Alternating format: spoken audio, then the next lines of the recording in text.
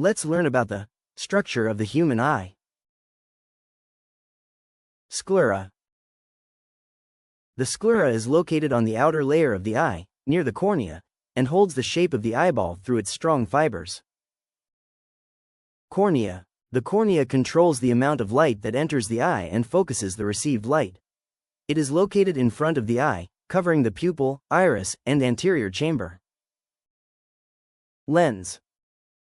The lens and the crystalline lens are the same in the eye's anatomy, with the main purpose of focusing light onto the retina.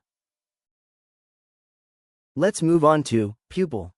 The pupil, located in the center of the eye and covered by the cornea, allows light to enter the eye and be focused in the retina by the lens, forming images. Iris. The iris, located behind the cornea and in front of the crystalline lens, controls the size of the pupil and regulates the amount of light entering the eye. Vitreous body. The vitreous body is a gel-filled substance that protects the eye's parts, from the lens to the retina. Retina.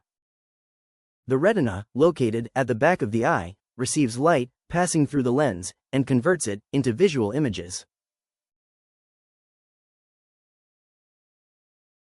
Retinal blood vessels.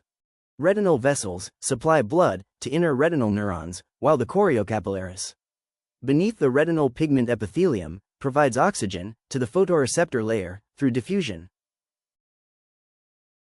Optic nerve. The optic nerve, consisting of millions of nerve fibers, carries messages from the eyes to the brain and extends directly from the back of the eyes, beginning at the optic disc.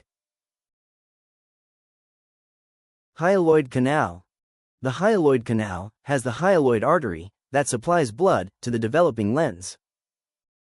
And that's the structure of the human eye, the incredible organ that allows us to see and interpret the world around us.